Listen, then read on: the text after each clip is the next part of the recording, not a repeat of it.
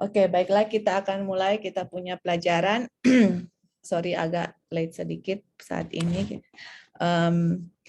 Jadi kita mau coba mereview kembali. Hanya dia punya kesimpulan yang kita sudah belajar minggu lalu, di mana di dalam mendidik rumah anak-anak kita atau di dalam keluarga itu salah satu keberhasilan keluarga yang Ellen White katakan bahwa waktu orang tua berhasil untuk memerintahkan keluarganya, salah satu tanda adalah anak-anak yang menurut. Dan kita sudah belajar bahwa penurutan itu ada 3 ya. Satu itu prompt obedience atau anak-anak akan menurut dengan cepat. Kemudian perfect obedience, penurutan yang sempurna itu nanti. Dan kemudian pleasantly obedience atau mereka menurut dengan senang hati. Jadi yang kita baru bahas sekarang belum selesai, ini sebenarnya baru mulai pendahuluan waktu lalu, yaitu mengenai penurutan dengan cepat. Jadi kalau anak-anak, kalau kita bilang anak-anak menurut, tapi kalau mereka tidak menurut dengan cepat, istilahnya orang tua minta sesuatu terus mereka tidak langsung menurut, itu bukan obedience ya, karena di dalam mendidik anak-anak penurutan dengan cepat itu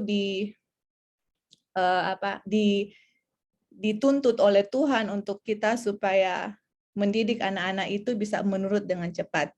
Dan kita akan belajar saat ini secara praktek bagaimana untuk bisa mendapatkan atau bagaimana untuk anak-anak kita bisa menurut dengan cepat. Kita akan share apa yang kita tahu dan kita akan bagikan pengalaman sendiri dengan anak-anak kita sendiri. Dan kalau teman-teman ada pengalaman atau anything yang kalian bisa share yang sudah dilakukan untuk anak-anak dan berhasil, mari kita bagi ya bersama-sama untuk saling mengisi. Oke, tapi sebelum ke situ kita mau coba ambil poin-poin yang penting. Setidaknya ada 4 yang dari kutipan Ellen White yang kita sudah review waktu lalu, yang sudah belajar waktu lalu. Kenapa sangat dibutuhkan untuk penurutan yang segera.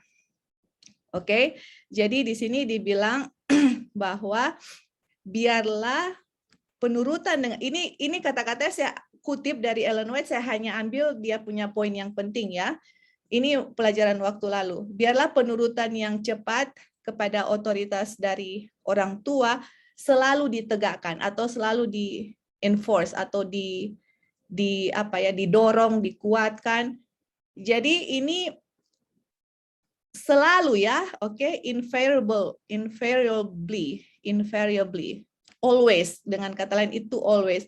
Jadi kalau kita mau anak-anak kita menurut dengan cepat, jangan hari ini, pagi ini, sore lain, siang lain, besok lain, no, selalu, always, all the time, kita harus didik kita punya anak-anak untuk menurut dengan cepat atas perintah orang tua. Itu satu.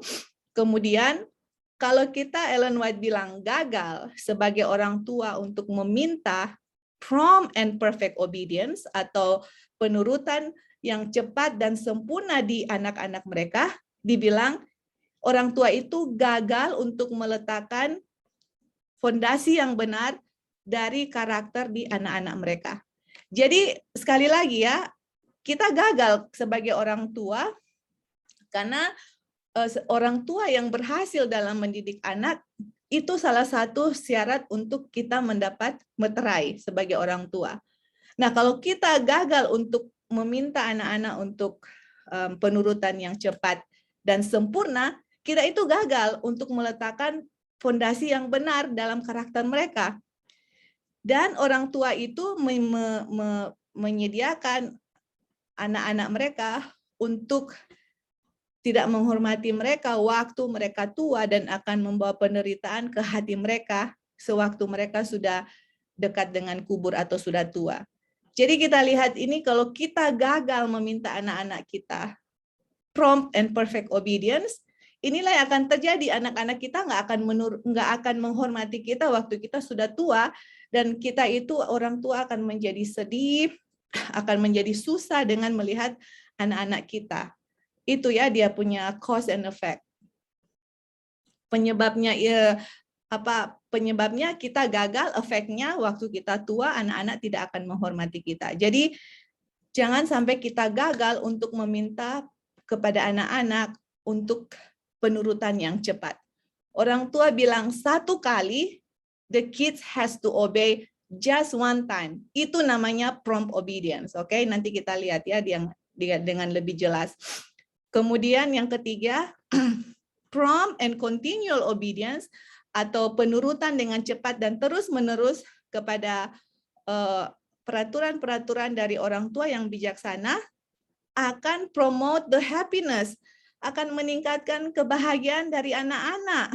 Oke, jadi anak-anak itu kita pikir, wah, obey yang cepat atau terus-terus kita pikir mungkin orang tua, oh kita taruh burden atau beban kepada anak-anak. Tapi ternyata itu meningkatkan mereka punya happiness, ya, mereka punya kebahagiaan dan juga untuk honor of God, kemuliaan bagi Tuhan dan kebaikan di society mereka, di tempat mereka tinggal atau dengan siapa mereka bergaul. Kita lihat ya benefit keuntungan dari penurutan dengan cepat. Jadi ini diminta dan kita sudah lihat prinsip-prinsip dari Alkitab yang mana kalau kita mendengar suara Tuhan harus turut hari ini, dan kemudian di Mazmur 119 ayat 60 dibilang, saya dengan cepat, I made haste and delay not, tidak tunggu-tunggu untuk keep thy commandments, untuk memelihara atau mengikuti akan perintah-perintah Tuhan. Itu sebenarnya prinsip-prinsip dalam mendidik anak. Dan itu sebenarnya bukan hanya anak, kita semua orang tua juga harus ada prompt obedience. Karena kalau kita nggak obey kita punya Heavenly Father, prompt obedience, gimana saya mau ajar anak-anak kita untuk prompt obedience? Susah ya, saya sendiri nggak begitu, terus saya harus ajar orang untuk begitu. Nggak, it doesn't make sense, atau akan susah dia punya proses untuk kita sebagai orang tua yang tidak obey sama Tuhan dengan secepat mungkin. And then kita mau teach, kita punya anak-anak. Dan itu juga teguran untuk saya pribadi sebagai orang tua, yang mana Tuhan apa kira-kira yang mungkin saya sadarkah atau saya belum sadarkah, atau terangnya itu belum datang, atau ada kekerasan di dalam hati, tolong tunjukkan kepada kita sebagai orang tua supaya saya dengan Tuhan ada prompt obedience sebagai orang tua, dan saya bisa share kepada anak-anak bagaimana untuk bisa menurut dengan cepat. Kemudian yang terakhir, yang kutipan terakhir yang kita baca itu adalah the earnest affection, atau affection yang sungguh-sungguh, perhatian yang sungguh-sungguh, cinta kasih yang sungguh-sungguh akan keluar dari cinta kepada Yesus, yang akan menyanggupkan orang tua untuk melaksanakan otoritas yang bijaksana dan meminta prompt obedience. Kita lihat di sini, jadi sebenarnya dari semua kunci ya, semua kunci yang kita over and over sebagai orang tua yang Ellen White selalu tekankan adalah cinta kita kepada Yesus, mengenal karakter Yesus. Itulah yang akan membuat orang tua bisa exercise, mereka punya otoritas untuk meminta kepada anak-anak prompt obedience. Jadi kalau kita belum ada cinta yang keluar, spring from love to Jesus, itu akan susah untuk kita sebagai orang tua meminta prompt obedience kepada anak-anak. Karena apa? Kita nggak ada karakter Tuhan Yesus, kita punya karakter itu, misalnya saya meminta prompt obedience kepada anak-anak saya. Tapi dengan cara saya berbicara, kan Tuhan Yesus berbicara dengan lemah lembut, dia punya nada sangat lembut, cara menatapnya sangat penuh dengan cinta. Tapi kalau saya tidak punya hal seperti itu, terus saya meminta kepada anak saya prompt obedience, itu yang akan terjadi, anak-anak nggak akan mau dengar, malah mereka akan membangkang.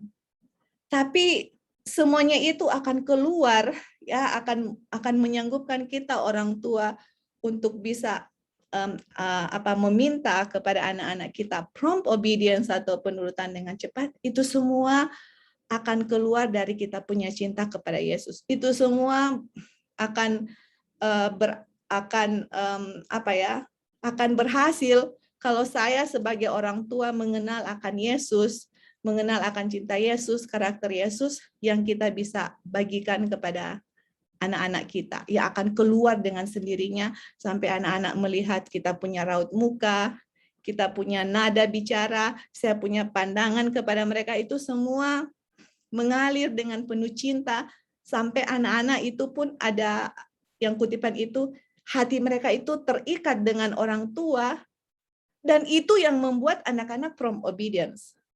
Jadi kalau kita nggak ada itu dan saya meminta anak-anak from obedience, hasilnya itu nggak akan terjadi ya teman-teman. Jadi kalau saya nggak ada karakter Yesus, tatapan saya, nada bicara saya, tingkah laku saya tidak mencerminkan akan karakter Yesus, akhirnya saya gagal meminta anak-anak gagal untuk prompt obedience, saya gagal untuk meletakkan fondasi karakter yang benar, saya gagal dalam memberi perintah kepada orang tua, saya tahu kebenaran, saya bisa kasih Bible study, saya pun kasih Bible study kepada teman-teman hari ini, tapi kalau saya sendiri gagal mempraktekkan dalam kehidupan saya pribadi, walaupun saya mengaku memelihara hari Sabat, saya tahu semua teori, Ellen White bilang, itu kita tidak akan menerima meterai Tuhan. Jadi teman-teman, ini teguran untuk saya pribadi, dan saya mau bagikan kepada teman-teman betapa ini sangat sangat penting ini. Ini bukan sesuatu hal yang ya suggestion lah, kalau mau bikin iya, kalau nggak mau bikin nggak apa-apa. No, ini firman Tuhan, take it dengan serius ini pelajaran ini, yang mana karena apa? Kenapa prompt obedience ini sangat penting? Ini ada koneksi dengan pelajaran yang waktu kemarin Wanda bagikan, yang mana orang yang sudah mendengar firman Tuhan dengan jelas, terang sudah diberikan dengan jelas, tapi kita sometimes tidak mau menurut dengan cepat, karena kalau saya menurut misalnya nanti saya ada keluar dari comfort zone, atau question akan firman Tuhan, atau firman Tuhan sudah jelas bilang ini, tapi saya punya pikiran sendiri. Seperti itu apa yang A.T. Jones bilang, kita itu sama dengan mengikuti kebiasaan dari kepausan ya. Dan kalau kita sudah biasa begitu tidak melakukan prompt obedience di dalam kehidupan kita pun sehari-hari, waktu image of the beast datang, karena kita sudah biasa dengan kebiasaan kepausan, itu kita akan langsung bisa menerima. Jadi match kan image of the beast, kita akan terima image of the beast, akan menerima mark of the beast. Cocok sekali karena Ellen White bilang di sini, kalau kita gagal komen kita punya keluarga yang salah satunya tidak ada prompt obedience, kita nggak bisa terima the seal of God, teman-teman. Jadi cocok sekali pekabaran malaikat ketiga dengan keluarga ini, dengan kutipan yang kita suka share yang pertama kita bagikan, itu masuk. Kenapa? Karena kalau firman Tuhan dibilang sekarang kita delay, itu akan membuat saya punya karakter itu akan firman Tuhan datang, nanti Jo masih ada waktu, delay. Di dalam pemerintahan Tuhan tidak ada kata delay. Apa yang Tuhan bilang di-require untuk di-obey as soon as possible, right away. Itu namanya prompt obedience, dan kita sebagai orang tua harus belajar prompt obedience sendiri, dan kita bisa bagikan kepada anak-anak bagaimana juga untuk mereka bisa prompt obedience atau menurut dengan cepat. Enggak tunggu 5, 6, 3, 4 kali, 2 kali orang tua bilang no. Once the parents said so, 1 kali they obey right away. Itu namanya prompt obedience. Oke. Jadi ini at least kita sudah belajar waktu lalu, saya hanya review sebentar poin-poin yang kita anggap penting untuk direview. Mungkin sebelum Torang lanjutkan, ada teman-teman yang mau kasih komentar atau anything sebelum kita maju bagaimana untuk bisa mempunyai anak-anak yang prompt obedience. Nah, ini sudah dia punya praktek ya. Oke, any comment or anything? Oke. Kalau belum ada, oke. Jadi ini dia ya, bagaimana untuk mempunyai seorang anak yang prompt obedience. How to have a prompt obedience child. Oke, jadi dari dulu sebenarnya kita pingin ke sini, cuman ada bagusnya untuk kasih fondasi dari firman Tuhan, Alkitab dan Roh Nubuat. Jangan sampai teman-teman pikir ini hanya pelajarannya. Oh iya, kita hanya kasih begitu saja tanpa berdasarkan Alkitab dan Roh Nubuat ya. Karena anything yang kita akan belajar di dalam keluarga dan juga anak-anak, semua itu harus berdasarkan Alkitab dan Roh Nubuat. Kalau enggak, you have to question, oke? Harus question, ini benar atau enggak sih? Oke, tapi as long as kita belajar itu berdasarkan Alkitab dan Roh Nubuat, kita diminta oleh Tuhan untuk langsung menurut apa yang Tuhan berikan ya. Karena kalau kita mendengar suara Tuhan hari ini, jangan keraskan hati. Sama dengan anything yang terang yang kita sudah terima selama ini dan juga dalam mendidik anak-anak kita. Oke. Oke, jadi ini dia punya praktek ya. Kalau teman-teman ada tambahan atau pertanyaan bisa langsung. Kita tulis di sini dia punya poin-poin supaya kita nggak lupa. Oke. Jadi kita akan mulai dia punya pembahasan ya. Oke. Kita mulai. Oke, kenapa kita mau anak-anak kita punya prompt obedience atau penurutan dengan cepat? Oke, ini dia punya alasan-alasan selain yang kita sudah bahas tadi. Ini dia punya praktek. Jadi kita mau anak-anak kita untuk belajar to obey the first time. Jadi prompt obedience itu teman-teman, jangan kita minta anak-anak kita misalnya kayak gini ya. Kita kasih contoh lah Orion Josiah. Misalnya Orion and Josiah, Orion, come here Orion. Waktu saya bilang Orion, come here, Orion, the first voice yang kita bilang, come here, dia obey the first time. Itu namanya prompt obedience. Tapi kalau saya bilang, Orion, come here. Orion enggak bilang apa-apa, saya enggak dengar ada langkah. Saya bilang, Orion, come here. Saya enggak dengar apa-apa. Saya lebih membesarkan kita punya suara. Orion, come here. Sometimes kan orang tua begitu, satu kali enggak dengar, dua kali suara sudah mulai dari do sudah jadi sol. Dari sol sudah jadi do tinggi. Pas ketiga kali kita mulai, Orion, come. Pas udah mulai nada tinggi, baru anak kita, oh yes, Mami. Baru mereka datang. Teman-teman, mungkin sebagai orang tua kita pikir, oh ya, as long as mereka dengar, mereka datang, mereka obey. No. Ellen White, Alkitab jelas sekali bilang bahwa kita perlu anak-anak kita untuk ada prompt obedience. Prompt obedience itu they have to learn to obey the first time. Bukan 2 kali, bukan 3 kali, bukan 4 kali apalagi. Kenapa mereka harus obey the first time? Karena kita harus mengajar anak-anak kita waktu Tuhan berbicara kepada mereka the first time, mereka harus obey Tuhan without question. Itu kita punya tujuan kenapa anak-anak harus turut orang tua the first time, supaya waktu mereka belajar firman Tuhan, mereka belajar perintah-perintah Tuhan yang Tuhan tulis dalam Alkitab ataupun Roh Nubuat, Tuhan berbicara kepada mereka, mereka akan obey right away tanpa ada pertanyaan. Oh, kenapa? Atau oh, masa sih begini? Tuhan sudah berbicara dengan jelas, they understand clearly. Mereka akan obey right away without question. Itu kenapa? Karena orang tua sudah tanamkan kepada anak-anak bahwa they have to obey right away. Waktu orang tua bilang A, anak-anak akan bikin A. Akan ikut prompt obedience. Kedua, perfect obedience. Dengan pleasantly obedience. Mereka senang.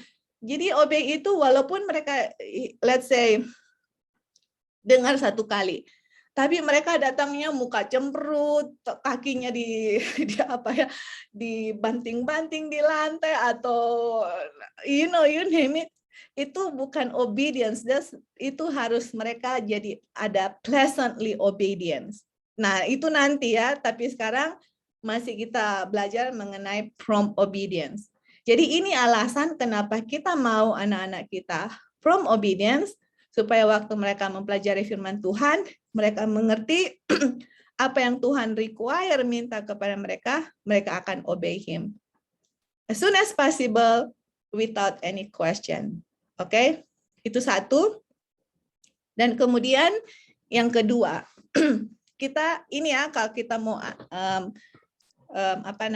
let's say kita mau explain kepada anak-anak kita kenapa misalnya Wanda mau minta Faith untuk prompt obedience atau penurutan dengan secepat mungkin. Jadi Wanda bisa kasih contoh. Contoh ini yang kita tulis nomor 2 itu safety reasons. Oke, safety reasons-nya kayak gini. Misalnya ini Wanda cerita sama Faith. Oke, Faith, Mami mau Faith, kalau Mami panggil Faith satu kali, Faith obey right away, oke? Satu kali. Jangan Faith tunggu 2, 3, 4 kali Mami panggil baru datang. Satu kali Mami panggil, Faith datang, oke? Dan bisa Wanda kasih cerita, misalnya ini kita tulis dia punya cerita ya. Misalnya Faith, let's say Faith sama Mami jalan di park atau di pasar. Terus habis itu, waktu jalan, Faith lagi jalan di depannya Mami, di depan Mami. Oke, Mami di belakang. Faith sudah jalan duluan. Terus tiba-tiba Mami lihat itu ada mobil di sebelah sana. Terus mobilnya itu, kalau Faith melangkah satu langkah ke depan, mobilnya itu bisa tabrak Faith. Oke? Jadi pas waktu Mami lihat, dan Faith nggak lihat itu mobil, Faith mungkin lagi di telepon atau lihat something, Faith nggak lihat dengan mobilnya dari sebelah, dari datang itu sangat cepat. Terus waktu Mami lihat ini bahaya yang sudah mau datang istilahnya, Faith bisa saja ketabrak. Dari jauh waktu Mami lihat itu, Mami bilang apa? Faith, stop. Oke. Jadi karena Faith sudah dengar Mami punya suara, Faith, stop. Pertama kali Mami bilang, Faith, stop. Karena Faith sudah terbiasa dengar Mami perintah satu kali, Faith obey. Waktu Faith dengar Mami, Faith, stop. Faith akan stop right away. Tapi kalau Faith sudah terbiasa dengar Mami, Faith, sini dulu, Faith nggak dengar. Faith sampai 2-3 kali, waktu Mami bilang, Faith stop, karena Faith sudah terbiasa dengarnya, mungkin 3-4 kali waktu Faith obey, guess what? Waktu Faith sudah terbiasa, bilang 3-4 kali, waktu Mami bilang stop, terus Faith tidak stop right away, Faith masih tetap jalan, apa yang akan terjadi kira-kira? What's gonna happen kalau misalnya Faith tidak mendengar right away, yang Wanda bilang stop, karena sudah terbiasa nggak ikut right away, Wanda bilang stop, and then car itu datang, terus Wanda bilang stop, Faith nggak stop, kira-kira apa yang akan terjadi kepada Faith? Waktu Faith tidak menurut secepat mungkin, apa yang terjadi kepada Faith? Faith itu bisa ketabrak. Iya kan? Jadi kita nggak mau, kita nggak mau ambil resiko. Tunggu sampai 3 kali saya bilang, Faith stop, kayak gitu baru Faith stop. Karena Faith sudah terbiasa stop, 1 kali dia akan stop. Faith stop. Dia udah biasa sampai berapa kali kita bilang waktu dia, and then dia stop, and then it is too late. It is a safety reason. Sometimes kita train, kita punya anak-anak, kita sebenarnya waktu kita belajar ini, saya bilang, untuk anak-anak yang tidak prompt obedience atau penurut dengan secepat mungkin, yang bikin anak-anak begitu sebenarnya orang tua. Saya sendiri yang bikin saya punya anak-anak nggak menurut secepat mungkin. Karena saya yang train mereka untuk panggil 3-4 kali baru mereka datang. Nanti ya kita akan ke situ juga. Itu safety, itu cerita pertama. Kemudian cerita kedua misalnya lagi masak di dapur. Terus mereka kan anak-anak nggak tahu, mereka curious ya, maksudnya mau touch ini, touch itu, mau pegang sana, mau pegang sini. Jadi waktu mereka nggak tahu ini panas atau enggak, apalagi kalau di Amerika itu ada kompor, kalau di Indonesia kan biasa ada dia punya api ya, jadi kelihatan itu api enggak. Tapi kalau di sini ada kompor yang nggak ada keluar api, pakai listrik begitu. Anak-anak nggak tahu itu panas atau enggak. Waktu mereka udah mau pegang itu kompor itu, terus kita bilang stop, jangan, atau don't touch, itu hot, don't touch. Waktu mereka udah biasa dengar don't touch, satu kali mereka nggak pegang. Tapi kalau mereka nggak biasa obey in the first voice orang tua bilang, mereka akan touch, apa yang terjadi? Tangan mereka akan burn ya, akan terbakar mereka punya tangan. Jadi kita bisa tell them a story. Kita bisa cerita kepada mereka kenapa kira-kira prompt obedience itu sangat penting. Kita bisa panggil mereka, bisa cerita mengenai mobil atau mengenai mengenai komfort atau anything yang kalian bisa lihat di sekeliling kalian, dan bisa apa kira-kira cerita yang saya bisa bagikan kepada anak-anak untuk bisa teringat di pikiran mereka kenapa prompt obedience itu sangat penting.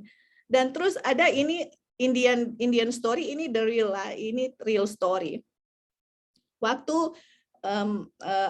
waktu seorang bapak itu masuk di dalam rumah anaknya, bapaknya langsung bilang sama anaknya, don't move, jangan bergerak, please don't move.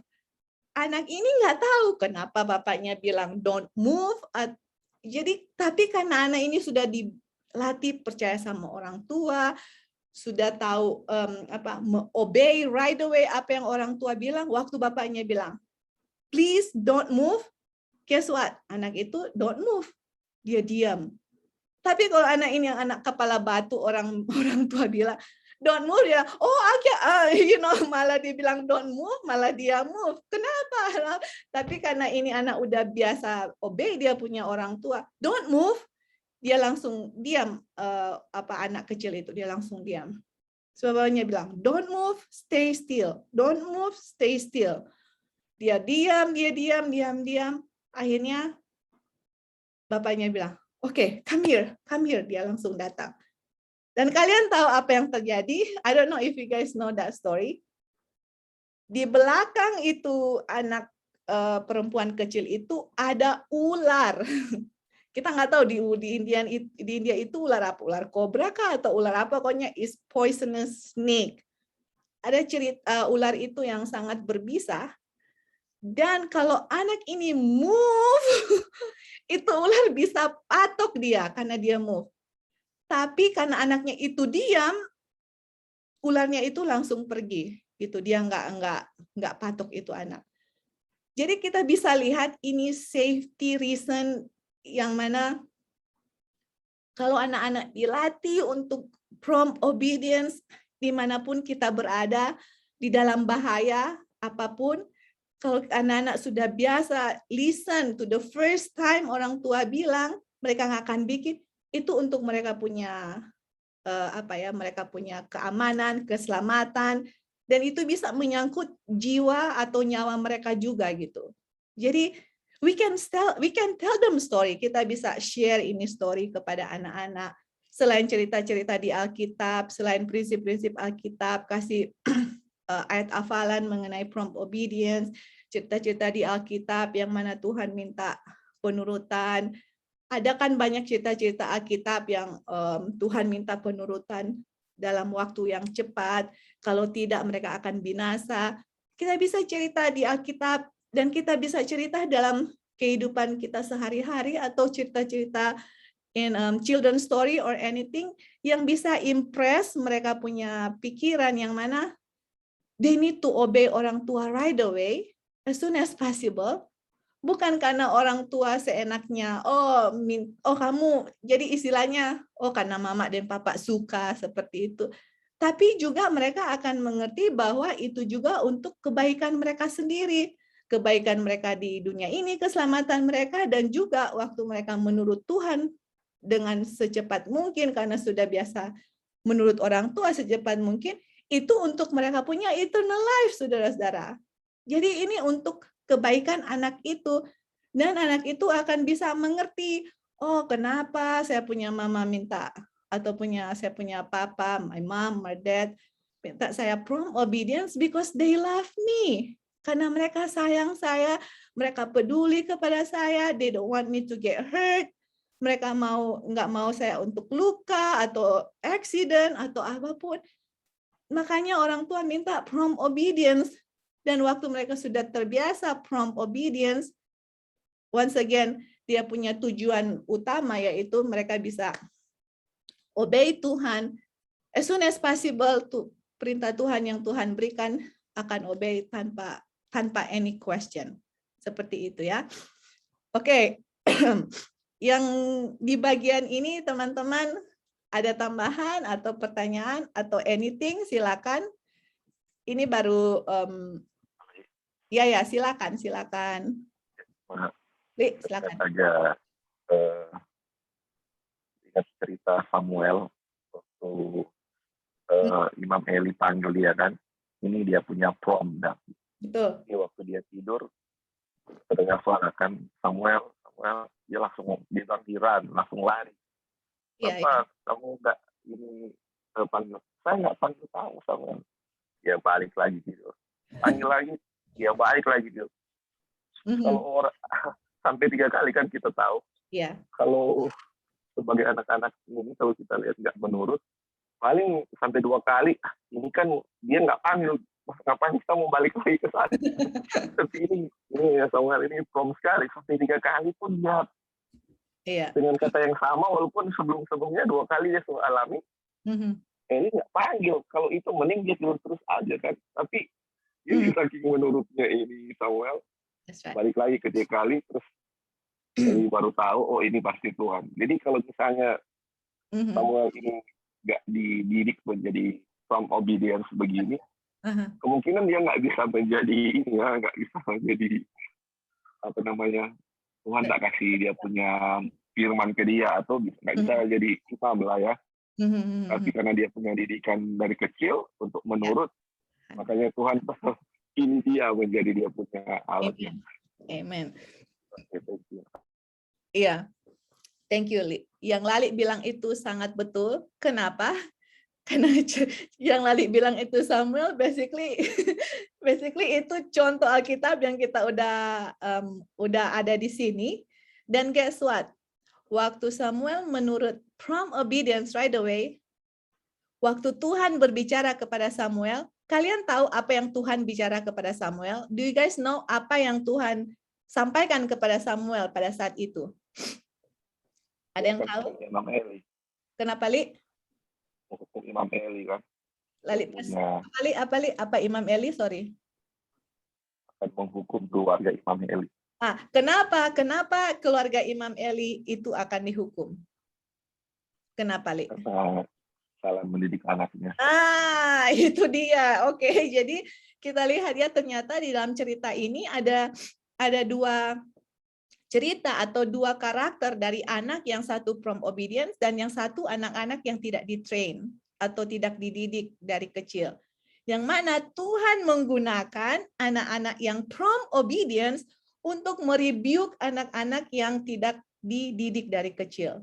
Itu ceritanya teman-teman, dua skenario, yang mana ini prompt obedience waktu Samuel dipanggil, itu di 1 Samuel itu dibilang Samuel itu lari dengan cepat, dan waktu dipanggil itu bukan siang-siang yang lagi sibuk, ini malam-malam lagi tidur, mungkin Samuel lagi tidur nyenyak terus dipanggil. Biasa kan kalau anak-anak Atau kita lah orang dewasa ditidurnya terus ada panggil, aduh kita punya dalam hati, oh man ini jam tidur ini nggak bisa besok kah, atau you know what I'm saying, kayak begitu.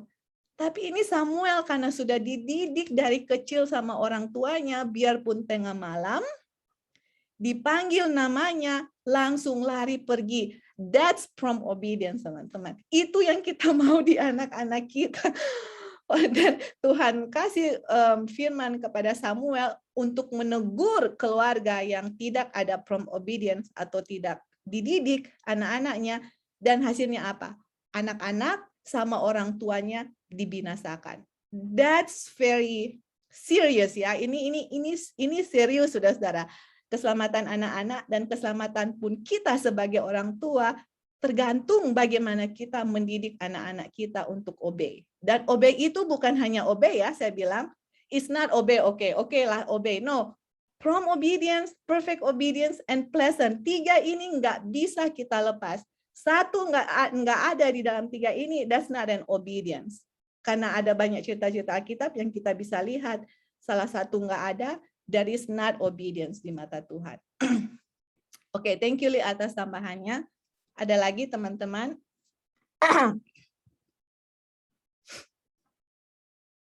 Oke, kalau belum ada mungkin nanti ya. Oke, ini dia. Oke, yang tadi kita sudah bilang, tapi kita mau ulang lagi kepada kita semua. Saya pribadi juga ya. Ini kenyataan-kenyataan yang kita mau share mengenai prompt obedience atau bukan, atau kenapa anak-anak itu tidak prompt dalam obedience. Ini dia ya. Ini kita mau share. Jadi fakta-fakta untuk prompt obedience. Dia bilang di sini, kita bikin dia punya poin-poin, dia bilang, kenyataannya, kalau kita punya anak-anak bisa menurut kita 3 atau 4 kali kita say something kepada mereka atau tell them something, mereka juga punya ability, kemampuan untuk obey the first time. Oke. Jadi misalnya tadi yang saya bilang, Orion 1 kali enggak dengar. Orion 2 kali, 3 kali baru dia datang. Nah, kalau Orion bisa obey saya waktu saya bilang 3 kali baru dia datang, Orion juga bisa sebenarnya obey the first time. Itu yang harus kita ingat gitu. Jadi jangan kita pikir dorang mungkin ya 2-3 kali atau 4 kali baru. No, kalau mereka 4 kali bisa mereka dengar kita, mereka juga bisa dengar kita 1 kali. Itu ya. Jadi, nah itu 1. Oke, ini ada 2 dan 3 yang kita mau share, mau bilang, tapi ini sudah ada di sini, kita baca aja. Gambarkan orang tua yang menggunakan, oke, Orion 1. Orion, mama hitung sampai 3. 1, 2. Orion 3. Kalau Ngana nak datang 3 kali, mau dapat pukul kah, mau dapat cubit kah? Pernah enggak kalian dengar begitu? Guys, kalian pernah dengar apa namanya? Sering. Kita sering sekali dengar itu ya, sering sekali. Oke, Lali, Faith. Faith, datang sini, Faith. Faith, ke sini, Faith. Oke, Faith nak datang, Mami mau hitung sampai 3. Kalau nak datang, Faith nggak mau dapat ini. Aduh, man, you know what? Ini kita sering sekali dengar. Dan kenyataannya, kita pernah bikin itu kepada orang, tapi itu nggak jadi orang dengan Josiah, tapi itu belum menjadi kebiasaan kita bikin itu. Kita pernah bikin itu, Orion 1, 2, kita bikin begitu. Tapi puji Tuhan nggak jadi kebiasaannya untuk kita bikin begitu. Tapi orang tua suka pakai, oke, 1, 2, 3. Sampai kalian, sampai orang Manado itu pernah ada joke, atau kita pernah dengar lah, at least di Ratahan, oke. Orang bikin orang baku siadu sampai bilang gini, oke, mama mau panggil Ngana sampai 3, oke? Mama hitung ya, 1, 2, 3. Sampai 3 kali Ngana enggak datang, Mama hitung ulang. Sampai mereka bikin funny story mengenai bagaimana orang tua mendidik anak-anak. Memang betul pakai 1, 2, 3. Jadi apa? Apa yang kita sebenarnya lakukan kepada anak-anak waktu kita menggunakan metode 1, 2, 3. Kita punya anak-anak itu sudah dididik untuk mereka nggak move atau nggak obey right away, tapi mereka harus tunggu mamanya bilang atau papanya bilang sampai 3. Jadi kalau kita bilang, oke, 1, Orion, mama hitung sampai 3, 2, 3. Karena mereka sudah tahu 3 itu they have to come right away. Jadi kita sudah train, kita punya anak-anak. Oke, Ngana jangan dengar, just wait until 3 and then you come to mom or dad. Kita yang bikin anak-anak begitu, teman-teman. Aduh. Terus kita ulang. Ulang kita punya perintah atau ancam mereka.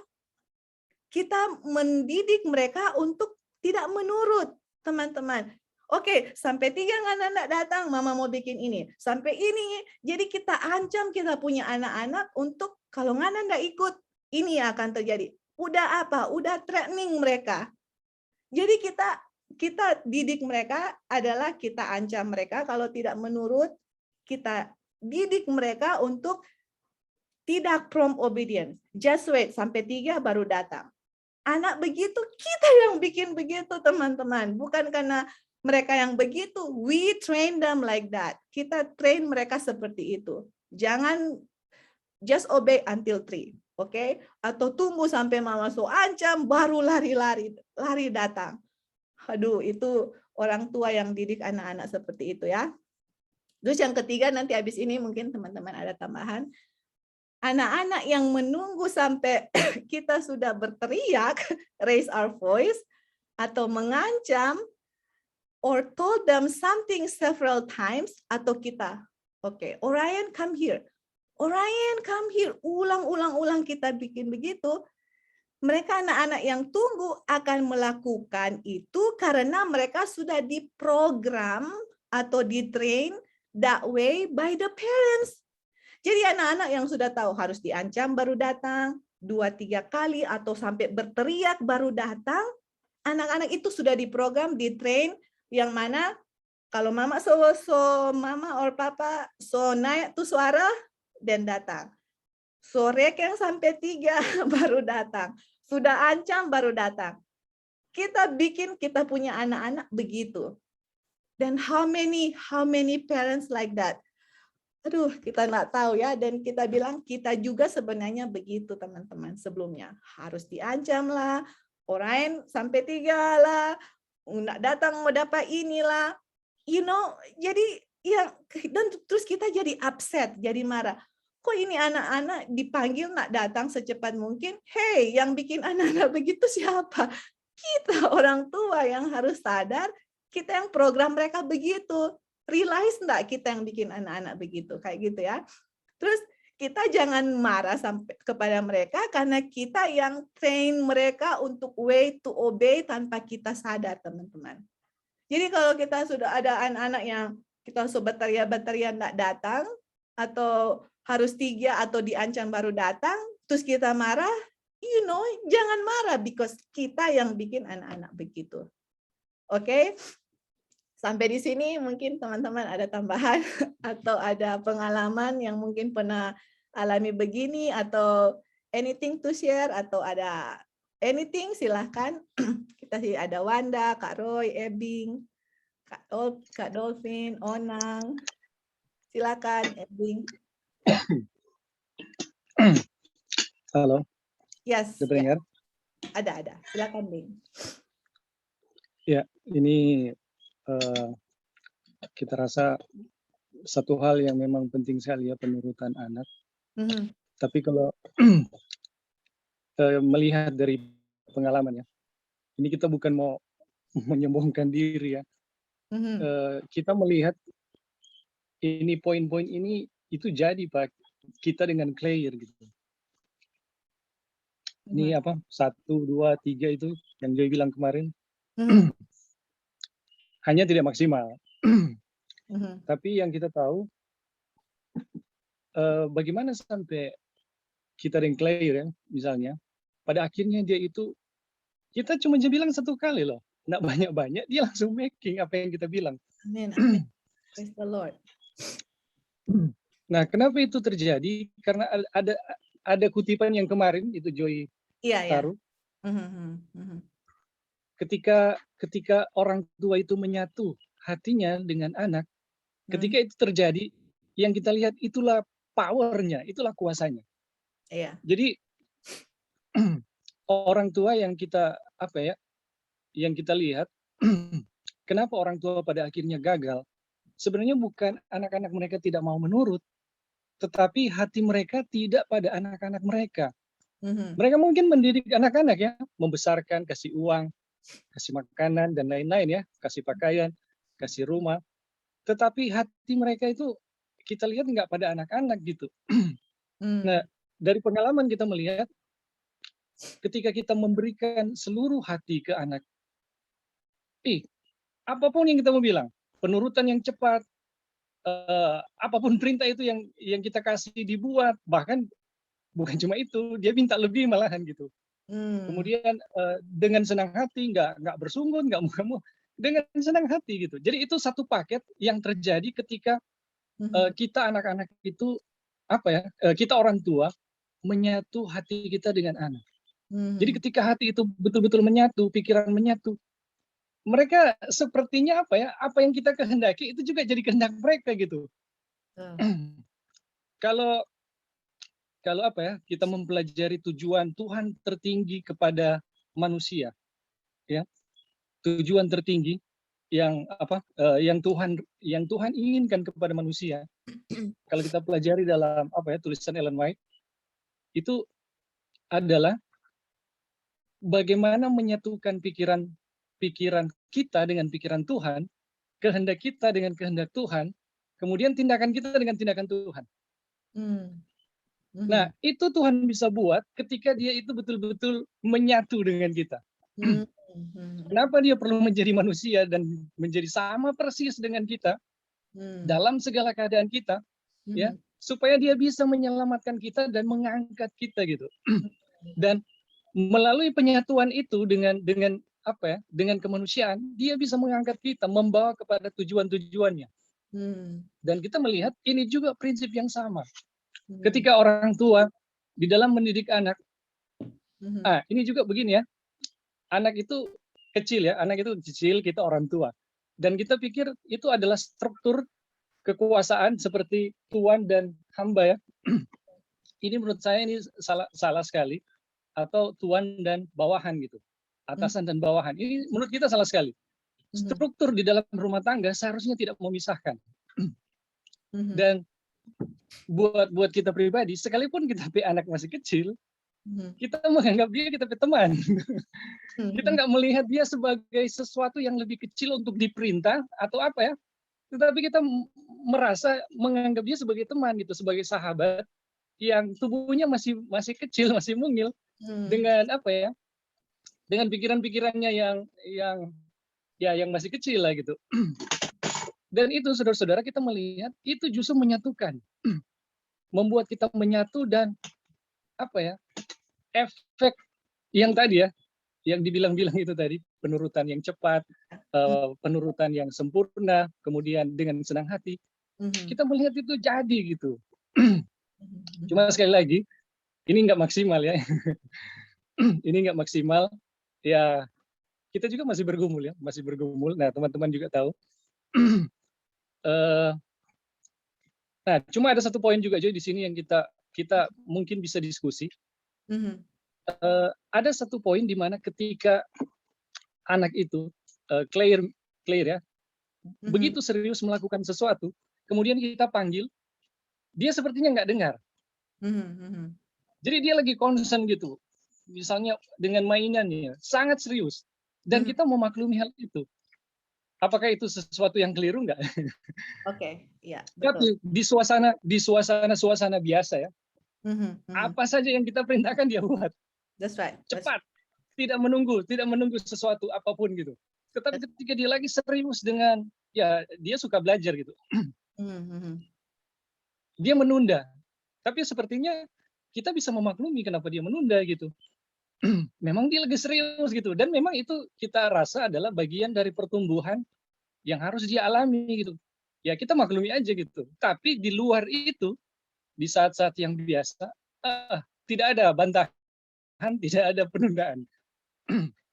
Oke Joy, itu dulu. Oke, ya, thank you Bing. Jadi terima kasih ya Ebing sudah bagikan pengalaman. Jadi kita suka dengar Ebing share dia punya pengalaman karena waktu Ebing share dia punya pengalaman dan itu sudah terjadi dengan Claire, kenapa itu terjadi, itu sebenarnya sangat menguatkan kita sebagai orang tua yang mungkin belum pada titik itu atau lagi sementara menuju ke titik situ. Karena kan setiap keluarga atau orang punya keluarga kan beda-beda ya. Mungkin ada yang sudah advance, mungkin ada yang baru memulai, mungkin ada yang in the middle.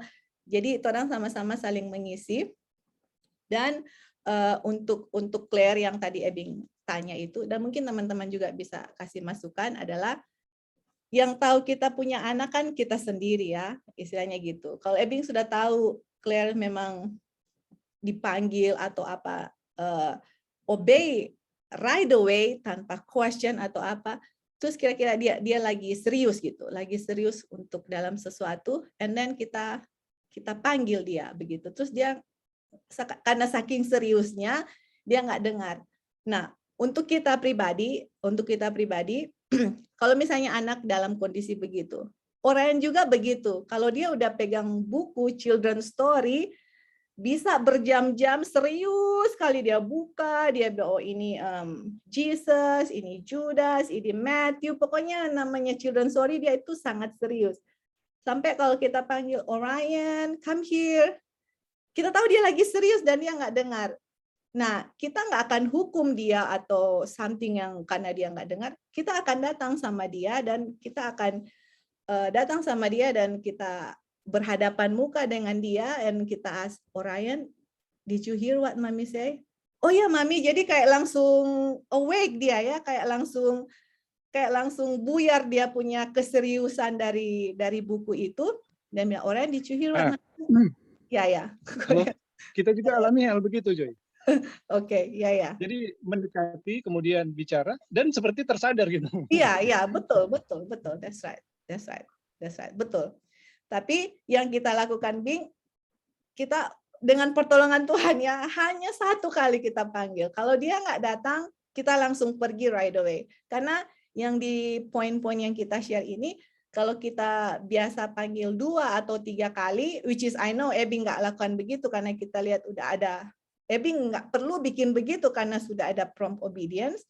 Tapi walaupun seserius apapun anak itu, karena dengan pengalaman-pengalaman orang tua ya yang saya sudah dengar, mereka punya testimoni mengikuti semua yang orang akan belajar itu, sampai anak-anak pun sudah besar, anak-anak pun sudah besar, walaupun mereka sesibuk apapun, mereka bikin homework atau memang kerjaan yang they have to do it, kalau orang tua panggil, mereka harus respons gitu. At least bilang, misalnya lagi sibuk nih, lagi sibuk. Jadi orang tuanya panggil, sesibuk apapun mereka harus respons. Mereka datang ya, oh yes mami, did you call me? Yes. Oke, apa? Jadi istilahnya orang tua meminta sesuatu, misalnya, can you throw the garbage, misalnya, buang sampah. Terus anaknya ini, oh mami sorry, can I just finish kita punya whatever it is, homework atau apa, and I throw the garbage because I cannot leave my work itu. Jadi anak-anak itu diajar untuk respons right away, dan kalaupun mereka belum bikin kita punya perintah right away, at least saya orang tua tahu kenapa gitu. Jadi mereka in the middle of something.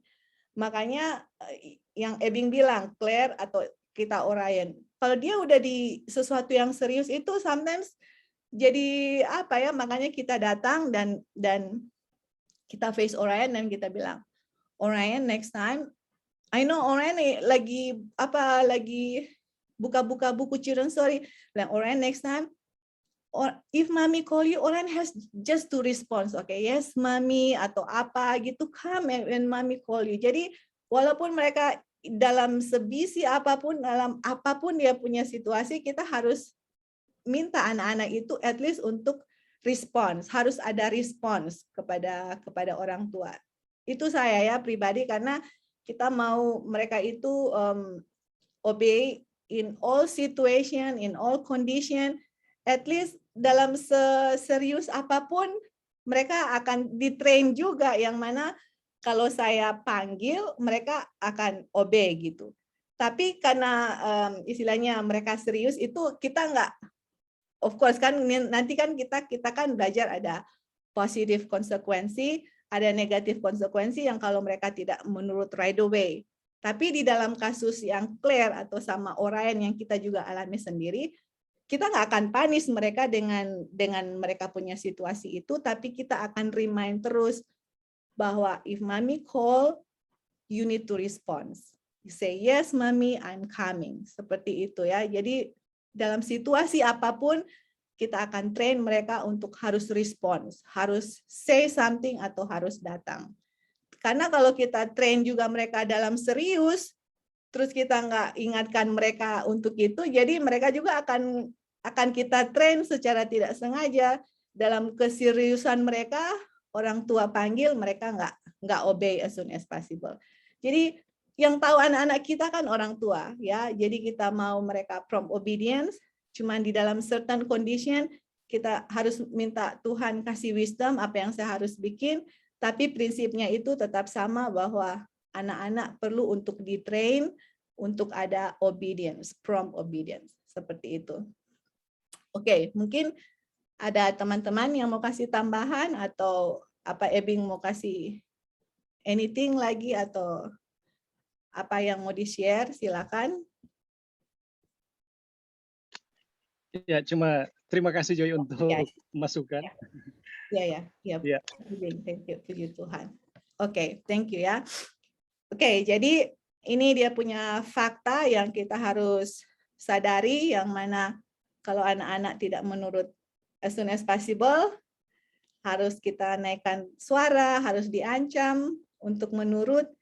Kita orang tua yang sebenarnya program mereka atau train mereka untuk menjadi seperti itu. Oke, kita lanjut.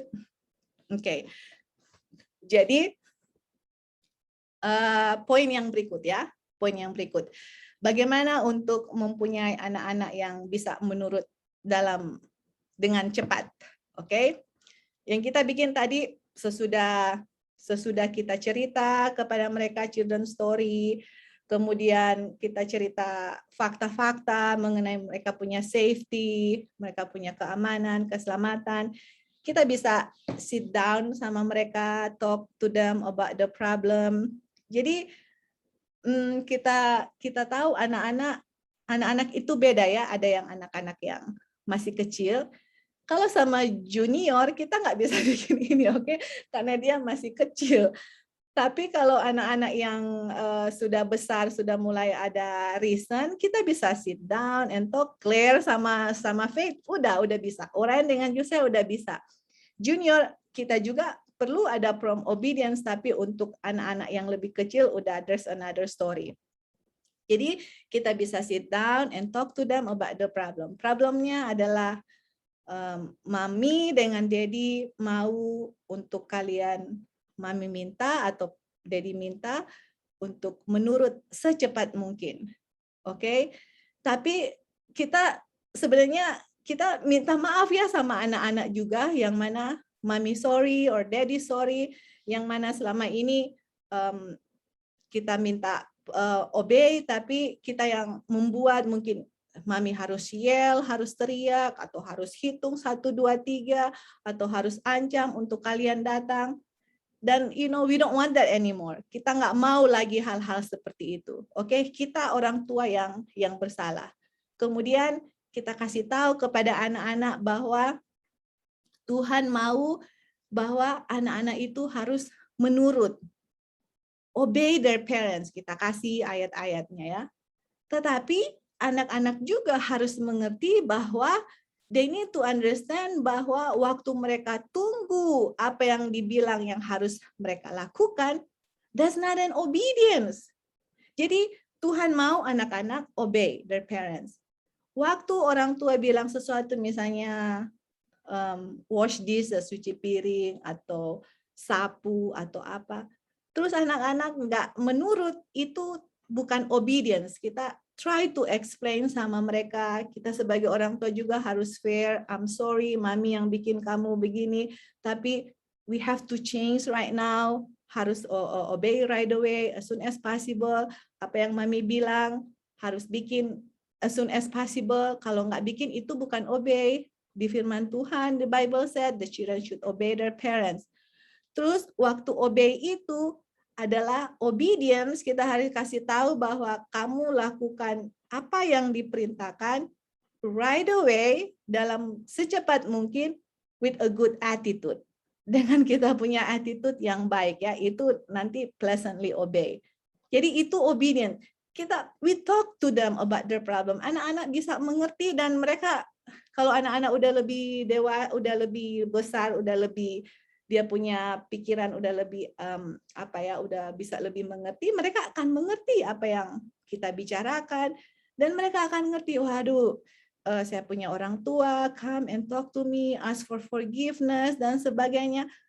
Ada pembicaraan antara orang tua dan anak, hati mereka menyatu. Kita berdoa untuk saya sebagai orang tua bisa kita bisa bikin kita punya responsibility. Kita berdoa untuk anak-anak supaya mereka obey. Kita bicara dengan suara yang lembut, penuh kasih sayang. Saudara, itu akan melt hati anak-anak, akan melt hati orang tua, hati mereka akan bersatu dan diisi dengan cinta Tuhan Yesus. Dan guess what? Di rumah itu akan terjadi perubahan yang mana anak-anak itu akan mau obey orang tua, dan mereka tahu kenapa mereka selama ini harus diancam baru datang, harus dihitung sampai 3 baru datang, karena orang tua dengan sadar tidak sadar yang melakukan itu kepada mereka, dan orang tua acknowledge itu kepada mereka dan minta maaf. Mereka akan respect, anak-anak itu akan respect orang tua. Kalau ada sesuatu kesalahan yang orang tua bikin, terus kita datang dan minta maaf. Kenapa? Karena kita akan ajar anak-anak kalau salah, they have to ask for forgiveness. Kita juga orang tua, kalau ada salah, kita juga harus minta maaf kepada anak-anak. Itu fair, ya, atau itu suatu hal yang adil antara hubungan antara kita dengan anak-anak kita. Makanya di kutipan Ellen White yang bilang, misalnya ada orang tua in the past yang sudah gagal melakukan tugasnya, orang tua datang dan say sorry sama anak-anak. Kasih tahu mereka punya kesalahan, kita bikin ini karena kita nggak tahu, saya didik kamu dengan sebaik mungkin yang saya tahu, tetapi walaupun dengan sebaik mungkin yang saya tahu, tapi tidak sesuai dengan firman Tuhan, akhirnya hasilnya seperti ini. Kita harus terbuka dengan anak-anak kita and tell them kalau kita bersalah, kita kasih tahu dan kita minta maaf, dan let's do better atau let's follow apa yang Tuhan mau kita lakukannya. Jadi itu adalah langkah-langkah yang akan kita lakukan untuk supaya kita bisa mempunyai anak-anak yang obey as soon as possible. Jadi ini dia punya fact yang kita kasih sebelumnya, kenapa anak-anak tidak menurut right away. Dan kemudian ini adalah langkah-langkah yang akan kita lakukan di dalam penurutan anak-anak supaya bisa menurut as soon as possible. Pertama-tama, kita harus acknowledge kita punya kesalahan, kita harus kasih tahu anak-anak untuk obey, dan harus kasih tahu bahwa obey itu bikin sesuatu yang dibilang right away, ini from obedience dengan good attitude. Good attitude, seperti itu. Ini baru langkah pertama. Oke, dari di sini ada yang mau kasih tambahan atau pertanyaan sebelum kita ke berikut? Karena ini adalah langkah-langkah bagaimana untuk kita bisa have a prompt obedience di anak-anak kita. Oke, mungkin belum ada ya. Nah, halo Kak. Oh ya, silakan Wan. Oke, silakan Wan. Ya, thank you. Jadi ya puji Tuhan ya, terima kasih kita boleh dapat pengertian ya sampai di sini, karena memang sangat dibutuhkan sekali ya yang mengenai, kita baru tahu ternyata kenapa panggil 1 kali itu penting seserius ini maksudnya gitu. Betul. Karena berhubungan dengan suara pertama itu ya. Betul. Jadi kita pikir oh iya supaya dia menurut dan kalau dipanggil dia panggil sekali si Faith dia langsung jawab, langsung datang. Ternyata ada yang lebih dalam dari itu yang sangat-sangat melatih dia untuk dia besar nanti ya, yaitu suara pertama. Betul.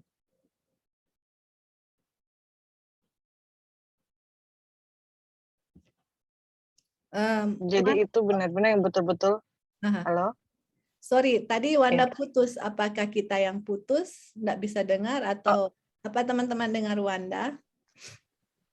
Wanda yang putus. Bisa dengar ini? Putus ya, oke. Boleh ulang Wan yang tadi yang ternyata melatih mereka mendengar suara pertama, terus habis itu?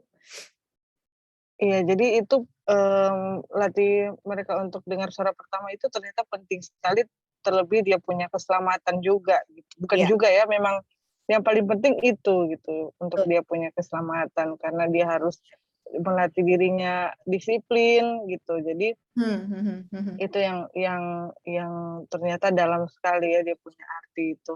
Iya, betul. Ya kita sebagai orang tua baru menyadari itu sekarang ya, puji Tuhan. Dan iya jadi iya betul kita juga mau aminkan ya penting sekali untuk komunikasi orang tua dengan anak. Iya.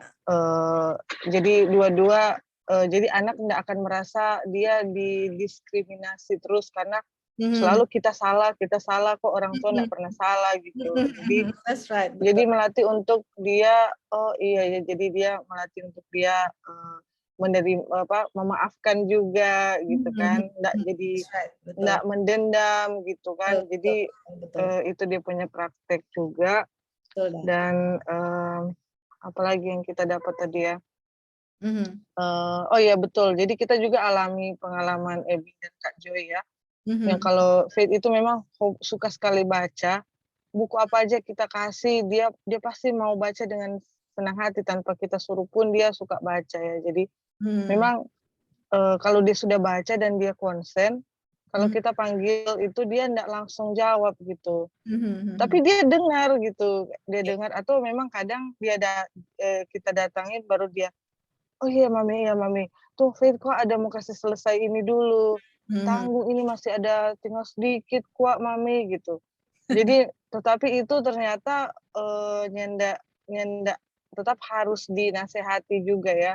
Kadang kita pikir oh ya kita juga kalau fokus baca atau kita lagi bikin sesuatu, kita juga kalau dia panggil, iya dia juga suka, maksudnya kalau dia panggil kita mau perlu apa juga kita kadang nggak langsung jawab gitu. Jadi karena kita lagi konsen atau fokus di satu hal, jadi kita pas dia alami itu kita ngerti, oh iya kita juga suka begitu ya. Jadi kita rasa kayak oh excuse, ternyata nggak bisa ya, tetap juga harus tetap harus di-educate bahwa dipanggil pertama tetap harus dengar gitu kan. Betul. Dan harus direspon. Dan kita juga ya sebagai orang tua banyak kali juga kadang yang kayak kita bilang tadi kalau kita lagi buat sesuatu kadang dia juga mau perlu kita kan, mau panggil kita gitu. Jadi pas kita nggak jawab dia langsung, ih mami kalau bilang Faith satu kali panggil jawab. Ini Faith juga ke mami begitu. Jadi dia kayak kasih balik ke kita gitu. Kita jadi malu sendiri ya maksudnya. Betul. Kita aja rasa bagaimana mau dipanggil pertama nggak jawab dan dia juga alami yang sama gitu. Kan? Jadi maksudnya ya memang harus apa ya? Memang mesti jadi contoh ya gitu. Jadi ya puji Tuhan jadi diingatkan lagi sampai saat ini ya mengenai ini dan puji Tuhan ada dapat tentang ini ya pelajaran ini ya. Dan kita sama-sama bisa sharing dan jadi bagi-bagi pengalaman ya. Ada yang sudah lakukan dan berhasil, ada yang sementara proses. Jadi ya puji Tuhan lah untuk semua yang progres yang Tuhan izinkan terjadi dalam kehidupan keluarga. Ya, terima kasih Kak Joy. Ya, thank you Wan. Jadi kita senang sekali ya kalau bisa ada interaksi seperti ini karena dengan ada interaksi ini kita bisa lihat orang itu posisinya di mana, apa kira-kira yang Tuhan kasih hari ini, dan orang punya willingness untuk mau bikin. Karena ini sebenarnya benefitnya kepada orang tua dan juga anak ya, orang tua dan anak. Jadi sebagaimana kita mau anak kita from obedience kepada kita, kalau ada kebutuhan dari anak-anak pun yang mau minta kita punya perhatian atau mau minta kita punya pertolongan, we just have to help them to right away, seperti itu ya. Jadi mereka belajar bahwa di saat kita butuh mereka, mereka datang secepat mungkin. Di saat mereka butuh kita, kita juga ada di saat mereka secepat mungkin. Jadi itu contoh yang kita bisa berikan kepada anak-anak kita, karena anak-anak itu akan lihat orang tua ya, dan anak-anak sometimes akan berpikir loh, kenapa sih mama papa pengen suruh kita cepat-cepat, kita lagi butuh ini, mereka kayak don't care, kayak oh apalagi kalau orang tua on the phone, lihat-lihat telepon, anak-anak seperlu dan aduh. Betul. Wow, for me it's just not fair at all. Untuk kita itu nggak adil sama sekali, you know. Dan itu I against it, to be honest. Kita against it kalau kita mau anak-anak kita obey kepada kita itu harus respect anak-anak juga, you know, karena kita itu anak-anak kan, ya karena Faith, Oren, Josiah, Junior, Claire itu anak-anak Tuhan. Orang semua ini sama-sama. Jangan sampai kita pikir saya orang tua, saya semena-mena terhadap anak-anak, terus anak-anak nggak diperlakukan dengan adil. That's not fair. Buat kita itu, when the kids needs us, tapi kita on the phone, dan mereka, Mami, help me, atau ini, terus kita, oh man, for me itu that's a big no-no. Orang tua juga, we need to respect one another. Di saat kita respect anak-anak kita, anak-anak juga akan show respect kepada orang tua. Jadi two ways communication ya, selalu ada dua hal yang kita mau anak-anak begini, let's orang tua do the same, supaya dalam rumah tangga itu anak-anak nggak berpikir kita itu diktator, kita itu maunya begini, giliran mereka mau minta kita nggak ada untuk mereka. Thank you Wan atas masukan dan tambahannya. Ada lagi mungkin? Oke, kalau nggak ada kita lanjut lagi ya. Oke, jadi ini ada langkah-langkah untuk prom obedience. Pertama yang tadi kita sudah bahas, orang tua dengan anak-anak, ada komunikasi, dan apa yang orang tua mau minta, kita kasih tahu kepada anak-anak. Dan kemudian, nah ini dia. Kita taruh poin-poinnya supaya kita nggak lupa ya.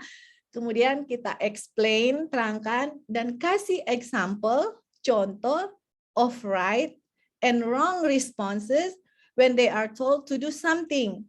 Jadi ini contoh ya kan gini harus explain dan give example. Jadi ini waktu di dalam kita punya pembicaraan dengan anak-anak, kan kita mau prom obedience toh sama anak-anak. Jadi kita sudah kasih tahu, let's say kita salah in the past, kita udah kasih tahu sama anak-anak my mistake in the past, this is what we wanna do right now.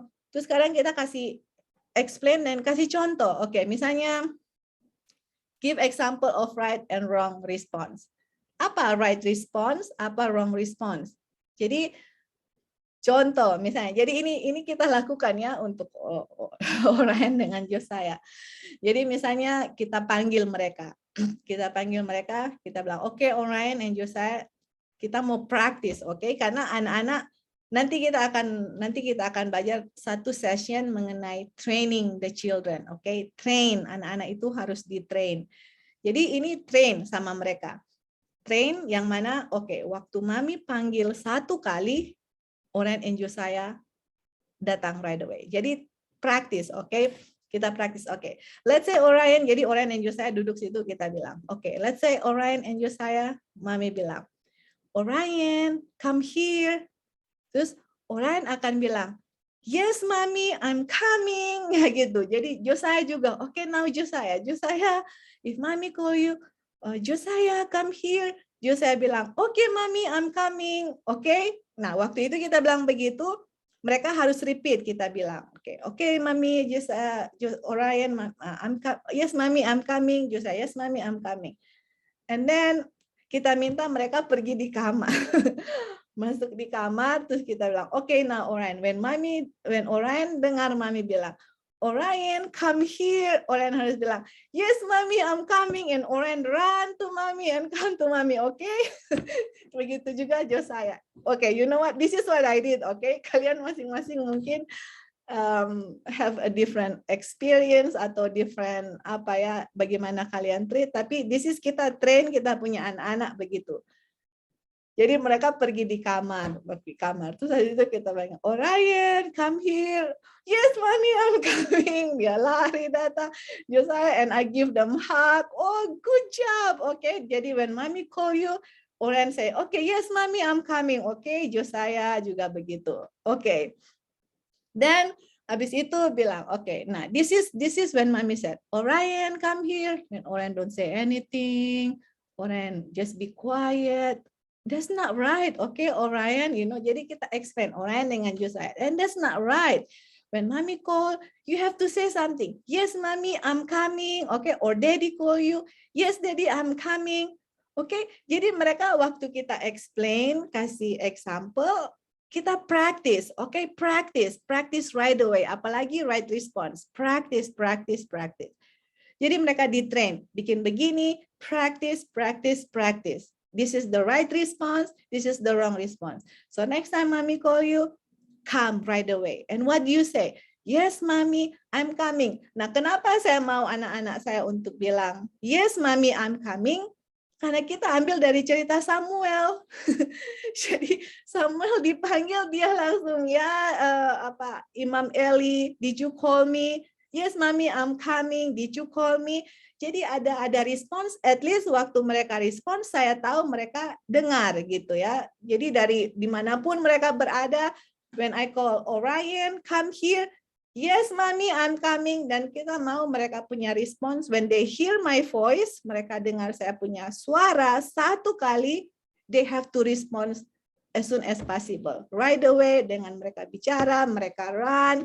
Dan when anak-anak bikin something yang right, mereka bikin something yang benar, yang kita minta terus mereka bikin, itu anak-anak itu akan senang sekali if we give them hug, peluk mereka, kiss mereka, and we say, Orion, good job, Orion. Nanti kita baca, Ellen White punya quotation mengenai itu, yang mana we have to kayak praise anak-anak, tapi jangan berlebihan. Praise them waktu mereka melakukan something good, atau mereka obey, kita harus say something, puji apa yang mereka bilang, tapi that's it gitu, jangan over and over sampai anak-anak itu jadi besar kepala. Nah, dari strong. Jadi semua ada dia punya balance ya. Anak-anak bikin yang benar, kita hug mereka, kita kiss mereka. Orang yang Josiah itu senang sekali if I do that sama mereka. Mereka akan merasa kayak bahagia gitu loh, mereka menurut, dan mereka lihat orang tua senang, mereka akan senang. Jadi mereka itu dilatih untuk from obedience dengan good attitude ya, dengan attitude yang baik.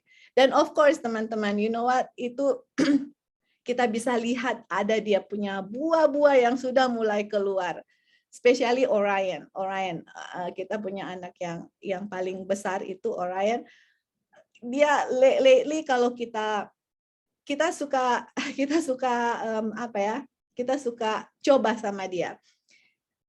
Tadi sini kita panggil dia sama Orion. Orion, come here, Orion. Terus dia nggak respons right away. Kita berusaha, I try my best, dengan pertolongan Tuhan. Kita nggak mau panggil kedua kali atau ketiga kali, kita diam. Kita tunggu apa dia mau bikin ini. Ada cobaan atau temptation untuk Orion, come here. Tapi kita, oh Lord, no, from obedience. Satu kali dia harus dengar. Habis itu mungkin dia langsung tak sadar atau apa, karena dia tahu, kita mau dia untuk satu kali bicara dia itu, yes, Mami, I'm coming. Jadi dia langsung kayak kayak tersadar begitu dan langsung yes mami I'm coming. Jadi I was like, oh, praise the Lord, istilahnya, oh Tuhan terima kasih, I want this. Tapi you know what, I'm telling you, karena kita in the past bikin kesalahan, tidak require from obedience sama anak-anak, jadi kita juga orang tua harus sabar, untuk anak-anak from obedience. Ada anak-anak yang cepat, ada anak-anak yang take times, tapi little by little kita akan bisa lihat buah-buah itu sudah mulai muncul, bermunculan dengan hasil yang kita train itu, orang tua train itu, udah mulai kita bisa melihat sedikit dia punya hasil yang ada di anak-anak itu. Jadi sebelum kita minta sesuatu kepada mereka, kita harus explain kepada mereka dan kasih contoh bagaimana untuk bikin ini, apa yang mereka harus bikin, praktis, dan mereka akan terbiasa untuk melakukan seperti itu ya. Ya, jadi itu dia punya poin yang berikut. Apakah teman-teman ada tambahan mungkin di sini atau pengalaman atau anything yang di poin di sini? Ya. Oke, silakan. Yes, Kak. Silakan, Kak. Ya, Kak. Silakan, Kak. Bisa dengar ya? Bisa, Kak. Bisa. Ini bagus sekali. Dan saya nggak tahu ketika masa untuk anak-anak saya latihan begini sudah lewat, lalu Tuhan suguhkan ini cucu-cucu ini.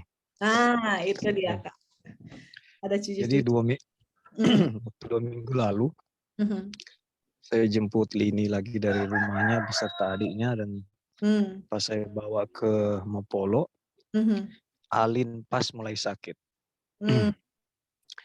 Nah,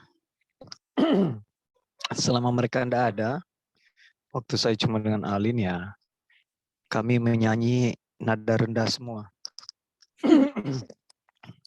Pas mereka ada, mulai dari do re mi, dari do rendah sampai do tinggi muncul. Tapi di waktu berselang ini kan kita sudah dengar pelajaran ini dari waktu-waktu sebelumnya. Iya. Itu pelajaran ini menghantui pikiran saya ketika saya habis berteriak. Oh, Tuhan, ternyata ini yang kita pelajari ya. Tapi dan saya percaya untuk anak-anak yang sudah dewasa, buat saya itu ada penerapan lainnya ya. Ya. Tapi ke mereka ini coba bayangkan saya harus Alin terbaring sakit, saya harus masak, cuci baju mereka, siapkan makanan pagi, makan siang, makan sore. Lalu harus urus Alin semua, baru mereka mau lari di hutan, bergantung di pohon, baru masuk di rumput-rumput, pokoknya segala macam, gali cacing di tanah, tangkap caca bingkarong itu apa tuh, lizard ya. Pokoknya gali cacing, segala macam hal-hal yang begitu. Itu kebiasaan Lini karena dia sudah sempat lama di kebun, diajar adiknya seperti itu. Nah, itu kesempatan buat saya 2 minggu itu sebenarnya untuk mempraktikkan yang sudah saya dengar ini. Tapi sampai hari ini selama itu adalah 1-2 yang puji Tuhan saya bisa terapkan. Misalnya contoh tadi sebentar kita belajar ini, saya panggil tadi Lini, dia enggak dengar, padahal dia cuma 1 meter dari saya karena dia lagi menikmati kolam ini, kita di Suan ada kolam ikan, jadi lihat ikan. Pas saya panggil lagi, Lini, kenapa Pak? Dia teriak begitu. Baru saya bilang, Dek jangan begitu kalau menyaut. Dia bilang, ya Opa. Nah, contoh hal-hal kecil yang satu-satu begitu, karena saya ingat pelajaran. Jadi puji Tuhan ini sangat baik sekali, dan senang sekali kalau saya juga sering ke rumah Wanda. Saya lihat Faith, anak manis sekali. Dia suka sekali bercanda dengan kita kalau kita datang. Dan kita lihat kalau dia main, tapi kalau dia baca juga dia baca, dia belajar. Kita sering perhatikan juga dia. Dan saya punya kerinduan Lini seperti dia. Tapi ya nggak bisa disamakan. Karena kalau secara secara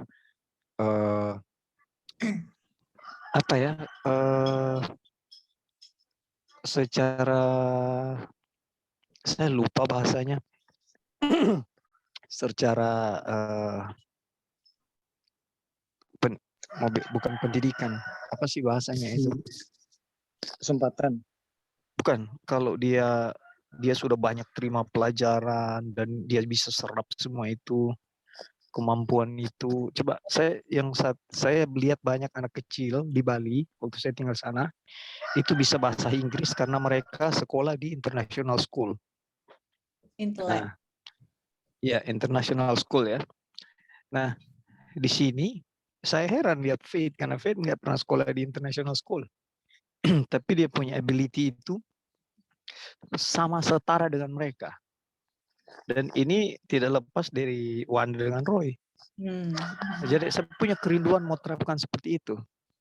Tapi selama ini yang saya lihat, Lini lebih cenderung kepada fisik, kepada Tarzan begitu. Karena di lama di kebun, dia lebih suka yang hutan-hutan begitu. Kalau lari-lari di gunung, di apa semua itu dia. Tapi memang saya perhatikan kalau secara keseharian anak ini sebenarnya tidak nakal ya. Cuma ya memang di masa perkembangan mereka ingin tahu segala sesuatu kan. Waktu dia sekarang 6 tahun. Oh ya. Nah, saya dengar waktu. Ya, oke. Ya, which is anak-anak dalam umur segitu kita harus biarkan mereka main. Iya, nah itu yang saya lakukan. Itu yang saya lakukan. Tapi waktu dia kembali ke rumah orang tuanya, ada satu kesalahan yang anak-anak kecil teman-teman mereka laporkan ke mamanya, dan mamanya laporkan ke papanya. Papanya panggil dia langsung tinju di muka. Saya sakit hati sekali, saya sampai meneteskan air mata dengar itu. Dan pernah ada satu kali lagi kesalahan yang dia bikin, dipukul pakai rotan, pakai apa segala macam sampai belakang kaki semua bengkak merah semua. Dan anak ini saya tahu kalau sudah dipukul dia cuma nangis dan dia tahan sakit, dia berteriak tapi tahan sakit. Dia tidak mau menghindar atau melawan. Saya tahu sekali karena dia dari bayi dengan kita. Nah, jadi ketika itu terjadi oleh orang tuanya lakukan itu tinju di muka, karena waktu saya pergi saya lihat dia punya pipi biru. Itu baru saya tanya kenapa itu. Dia tidak mau bilang sama saya, enggak opa, enggak apa-apa. Dia lari ke kamar main di dalam. Saya panggil ini sini. Tapi ada kejadian itu lalu saya dihubungkan dengan pelajaran kita. Saya ingat bahwa saya juga seharusnya mendidik Lini dari dulu, dari kecil itu harus dengan cara-cara Tuhan seperti ini. Tapi to be honest, kita nggak pernah baca child guidance. Kita nggak pernah baca tentang ada buku rumah tangga tapi cuma satu, itu pun yang bab 5. Lalu cuma dibaca lewat, nggak pernah serius seperti itu. Makanya ketika saya lihat pelajaran ini dimulai, sudah 2 kali kan saya kasih pernyataan bahwa saya ini hopeless. Hopeless lihat pelajaran ini memang saya lihat kegagalan saya sebagai orang tua itu sangat tinggi sekali dia punya level. Nah, tapi secara pribadi saya senang sekali dengan pelajaran ini, puji Tuhan, karena ini menguatkan sekali dan saya percaya dengan pelajaran ini kita orang tua dibentuk untuk membentuk anak-anak juga. Ya, amin. Dari membentuk anak-anak, Tuhan juga sedang bentuk kita. Ya, itu dia. Terima kasih Joya. Dan yang 2 poin ini mau coba dipraktekkan ini di Kubong. Amin. And then we Makasih. thank you Kak. Dan you know what? Kita mau sebenarnya ya apa yang orang share, orang belajar sama-sama ini. Kan Ebing dia he has the itulah anaknya yang sudah prompt obedience. Yang untuk orang ini yang masih dalam proses, kita mau pas orang belajar, pas ada something yang orang bisa lihat, orang bisa share, saling membagi dan saling menguatkan yang mana well, it is working. Apa yang Tuhan mau itu dengan pertolongan Tuhan itu terjadi di anak-anak kita, cucu-cucu kita kah, atau siapa saja yang Tuhan percayakan kepada kita itu terjadi gitu. Dan kita mau itu nanti in the future. Ya, Joy, ada satu yang kita ingat. Kita nggak pernah tersinggung, nggak pernah marah, nggak pernah apa kalau bicara dengan Lali. Karena buat kita yang selalu Lali bilang ke kita itu motivasi dan support ke kita. Jadi waktu itu ada Ebing. Tapi sudah berapa kali Lali bilang begitu ke kita. Tapi kita senang, maksudnya enggak pernah. Dia bilang waktu kita bicara tentang Lini dari bayi, dia baru lahir, orang yang urus. Lali bilang, iya waktu dia belum rusak. Dia belum rusak. Tapi itu betul loh kenyataan. Jadi saya lihat karakter Lini, ini to be honest ya. Karakter Lini itu persis karakter saya dan karakter Alin. Kami kalau ada sesuatu yang mau dibicarakan, saya enggak pernah dengar Wanda nada tinggi ke Faith. Enggak pernah. Kalau kita sering di rumah situ. Tapi enggak tahu kalau tetangga-tetangga di sini atau di kebun ada brother Alex itu. Sebagaimana Alin kalau mau suruh atau mau panggil nada tinggi, saya juga begitu. Anak itu jadi begitu. Dia nada tinggi juga. Kalau dia marah dia punya adik, begitu juga. Waktu dia mulai 4 tahun, 3 tahun, 4 tahun itu, dia punya mau marah, dia marah kita, persis yang kita punya gaya marah ke dia. Dia ada suatu dia tidak senang, dia marah begitu sama dia copy. Jadi betul pelajaran ini. Jadi itulah kesalahan-kesalahan masa lalu.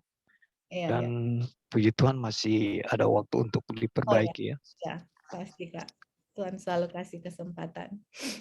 Iya, thank you Kak Opin atas tambahannya dan pengalamannya. Mudah-mudahan in the future orang bisa dengar something good news. Oke, kita akan maju sebentar sebelum orang finish orang pebabas tadi. Jadi kemudian setelah orang practice apa yang harus mereka bikin, ya ini yang kita yang sangat penting ya. Kita berdoa dengan mereka, pray with them, asking God to help them to obey right away. Jadi sesudah kita praktis apa yang kita mau bikin, practice right away, berdoa sama mereka. Okay, now you're gonna pray, Alini mau pray, atau Orion, Josiah, pray, oh Lord help Orion, Josiah to obey mommy or daddy right away. Dan juga kita berdoa sama Tuhan untuk menolong saya sebagai orang tua untuk be konsisten. Karena jangan from obedience in the morning, siang solayang, malam solayang, besok solayang, konsisten. Ini selalu konsisten. Setiap saat, di mana saja, apapun situasi dan kondisinya, from obedience, from obedience. Berdoa untuk anak-anak kita kita minta mereka untuk berdoa, dan juga kita sebagai orang tua untuk konsisten dan ada kuasa dari Tuhan untuk orang tua supaya bisa mempraktekkan akan from obedience kepada anak-anak. Oke, terus kemudian yang kita lakukan adalah biarkanlah mereka tahu bahwa the next few days kita akan mengingatkan mereka kalau mereka punya respons itu salah, disobedient, then ask them to try again. Jadi di dalam few days ini, jadi sekarang kan hari ini orang terangkan semua proses sudah terjadi. Kemudian dalam few days kita bilang, oke, kalau misalnya in few days berapa hari, misalnya besok Lini ndak obey right away, nanti Opa kasih ingat lagi, oke? Opa kasih ingat, oke Lini, sini Lini, oke Opa, I'm coming, atau Orion, yes Mami, I'm coming. kalau misalnya, jadi kalau responsnya salah atau nggak bicara atau nggak dengar atau apa, kalau satu kali panggil mereka nggak datang, kita datang ke mereka, terus kita bilang, remember when mommy say, come here, what you gonna do? Ya, jadi itu yang kita sama orang dengan Jose, remember when mommy call you, what you gonna do? Oke, jadi oh ya, yes mami, jadi kayak gitu. Jadi kasih mereka waktu untuk mereka bisa build itu yang kita praktis yang kita bikin ya, begitu. Karena ingat teman-teman, itu bad habits take time untuk berubah. Kita juga kan sebagai orang tua, sometimes perubahan itu datang harus ada waktu karena udah menjadi karakter atau kebiasaan kita. Jadi itu take times untuk change karena kita juga orang tua yang salah in the past. Jadi kita juga harus ada reason ya, ada reasonable time untuk anak-anak juga ada waktu untuk berubah. Jadi misalnya jangan hari ini mereka kita bikin, oke, besok mereka nggak bikin, kita langsung panis atau apa. Hey, it takes time. Jangan kita langsung expect right away instant mereka punya obedience. Karena kita sendiri yang membuat mereka harus tunggu 3-4 kali untuk obey. Nah sekarang kita udah train 1 kali, mereka masih gagal misalnya dalam satu hari di depan, kita langsung panis. No, kita ingatkan mereka kembali, kasih practice lagi, practice sampai itu bad habit itu bisa diganti ya, dia punya kebiasaan yang buruk menjadi kebiasaan yang baik, yang mana pas dipanggil 1 kali datang. Kalau mereka nggak respons atau nggak dengar, kita langsung datang terus bilang, remember that we practice, remember when mommy call you. Jadi, oke, jadi mereka, oke, now when mommy call you, Orion, come here, oh yes mommy. Jadi practice sama anak-anak itu sampai jadi kebiasaan mereka. You know, karena apa? Tuhan juga di Exodus 34:6 itu Tuhan itu merciful, gracious, and long suffering, panjang sabar. Kalau Tuhan itu tidak mendidik kita menjadi suatu yang salah, saya orang tua telah mendidik mereka salah, saya juga harus be patient kalau mereka juga masih belum belum obey right away ya. Jadi kasih waktu, ingatkan kembali, practice, ada waktu, ingatkan kembali 1 kali dan you know what? Nah, ini ya, dia punya berikut ya. Nah, ini dia. Jadi sampai beberapa hari, after a few days reminding and practice the correct behavior, yang tadi saya bilang practice. Sekarang kita harus kasih tahu kepada mereka bahwa that you now expect them. Jadi kita sebagai orang tua expect untuk continue tanpa kasih ingat lagi. Jadi let's say sudah 3 atau 4 hari misalnya. Terus kita bilang, okay, now Orion, Mommy wants Orion to obey right away. When Mommy say so, Orion come right away, okay? Karena udah beberapa hari praktis ya, jadi at least mereka udah tahu apa yang kita expect dari mereka. Kemudian pagi-pagi, misalnya ini pagi-pagi. Ini hanya contoh-contoh ya yang kita bisa bikin kepada anak-anak. Set them for a success by giving, kasih kepada mereka easy or fun comments early in the day. Dan praising the obedience. Jadi misalnya pas Orion masih baru bangun pagi-pagi. Terus kita bilang, oh Orion, can you please get Mami punya eyeglasses? Kan biasa kalau kita tidur buka eyeglasses, ada di situ. Orion, please can you give Mami punya eyeglasses over there? Jadi easy, yang mereka bisa do it di dalam jangkauan mereka. Terus waktu mereka dengar right away dan obey right away, kita langsung hug mereka, kiss mereka on thank you Orion, thank you udah ambil Mami punya glasses, thank you. Jadi practice in the morning yang something yang ataupun sesuatu yang kita tahu mereka akan bisa dan mau bikin itu. Pas mereka bikin itu, wah, thank you so much. See, jadi kita bilang, see Orion, when Mommy ask you one time and Orion obey, oh, good job kakak, kita langsung hug dia. Jadi pagi-pagi itu sesuatu hal yang satu hal yang baru bangun dan mereka sudah obey right away kepada orang tua senang, itu akan biasanya membuat mereka punya hari itu bahagia di hari itu ya. Dan kemudian dengan cara itu bisa make other kids eager to try and also serve as reminder of what is now expected. Jadi kalau di rumah kita kan ada Josiah juga, ada 2. Jadi pas Josiah lihat kita Orion obey right away, and I give Orion hug dan bilang, oh thank you Orion. Jadi pas anak yang lain lihat itu, mereka akan eager ya, maksudnya mau untuk obey juga gitu, dan juga untuk reminder of now what is expect. Jadi okay, thank you Orion. Jadi thank you for obey mommy right away. Jadi next time when mommy ask Orion's gonna obey right away ya. Good job, and Josiah you gonna do it too ya. Jadi semangat kasih kepada anak-anak dengan kita punya muka yang senyum, dengan suara yang lemah lembut. Jadi anak-anak itu semangat, senang mereka hari itu karena mereka merasa bahwa apa yang orang tua minta mereka terpenuhi dengan right away, dan mereka lihat orang tua itu senang dan anak-anak itu senang. Karena tadi dengan prompt obedience itu membuat promote happiness di dalam anak-anak. Nah, itu ya yang kita akan bikin. Kemudian nah ini yang kita bilang. Pujilah, yang Ellen White bilang ya, pujilah anak-anak ketika mereka melakukannya dengan baik. When they do well, mereka melakukan sesuatu yang baik, karena pujian yang bijaksana adalah bantuan yang besar bagi mereka. Seperti halnya bagi mereka yang lebih tua dan berpengertian. Jangan pernah berselisih di tempat kudus rumah.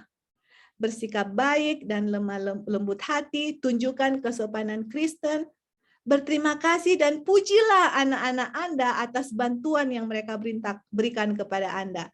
Jadi kita lihat di sini bahwa anak-anak itu harus dikasih thank you, harus di praise ya, praise the children, puji anak-anak, good job, itu akan membuat mereka itu bantuan besar untuk mereka untuk bisa melakukan tugasnya. Kita juga orang dewasa kan kalau melakukan sesuatu dan orang bilang, wah good job, praise the Lord, itu jadi semangat kepada kita orang tua. Begitu juga anak-anak kita. Say thank you to them, praise them atas bantuan atau sesuatu yang mereka lakukan untuk membantu kita atau obey kita punya commandment, kita say something kepada anak-anak. Oke, kita lihat sampai di mana di sini. Oke, kita rasa sampai di sini dulu. Jadi itu dia punya langkah-langkah. Belum habis ya teman-teman, sorry masih ada beberapa poin yang kita pengen bagikan, tapi kita lihat waktunya sudah selesai. Jadi at least itu yang kita bisa lakukan kepada anak-anak kita, at least bagaimana untuk mereka bisa obey as soon as possible apa yang kita minta, kita explain sama mereka, talk to them, explain, berdoa dengan mereka, be consistent, panjang sabar, kasih waktu untuk mereka.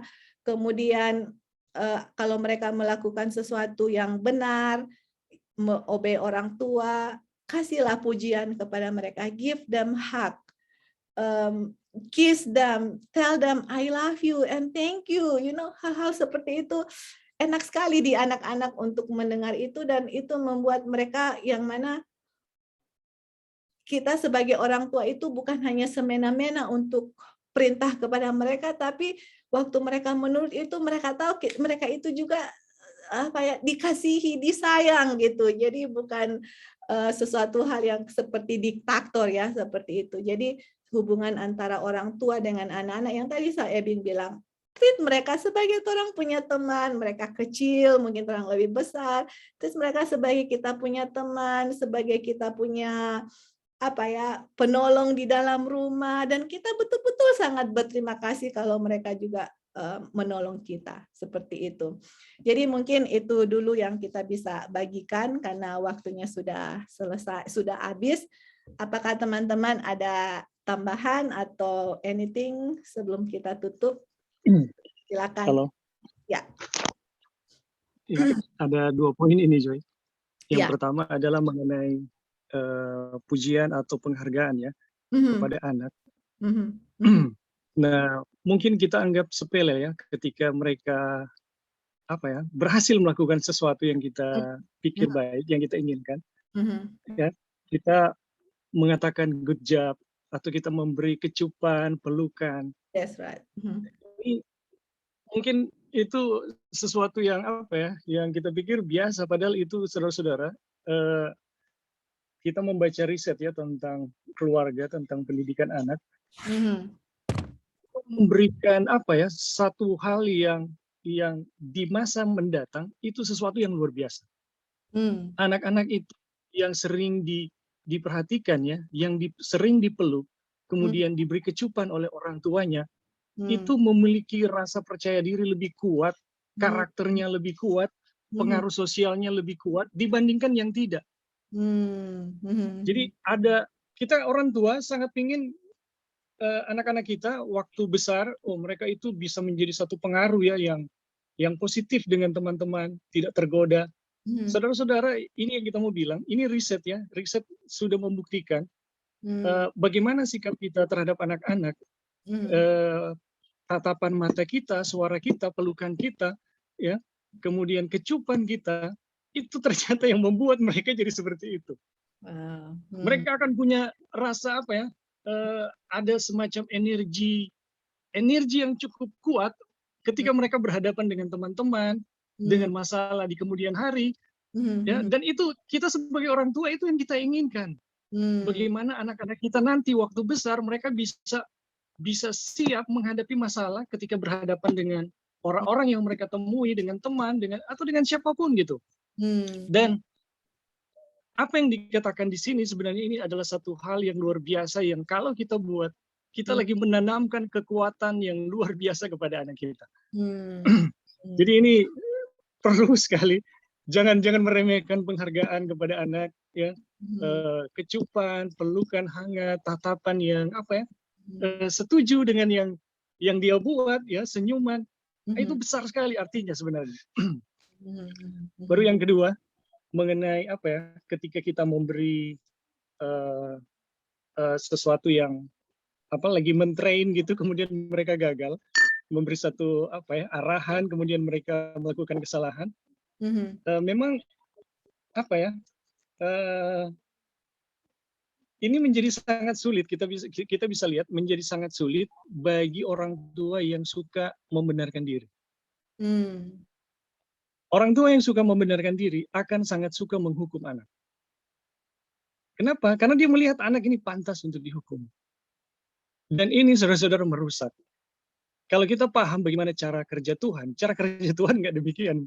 Untuk kita manusia ya, kalau kita paham cara kerja Tuhan untuk kita, Tuhan itu dikatakan di Keluaran 20 itu, dia pengasih dan penyayang, tapi sekali-kali tidak membebaskan manusia dari kesalahannya.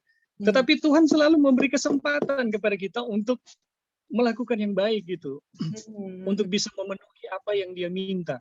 Dan panjang sabar Tuhan, kita bisa lihat kepada bagaimana Yesus memperlakukan wanita yang kedapatan berzina gitu. Kepada wanita di sumur Yakub, saudara-saudara. Kita bisa melihat ini Tuhan nih, Tuhan yang lagi berhadapan dengan wanita itu gitu. Yesus itu bukan cuma sekedar manusia ya.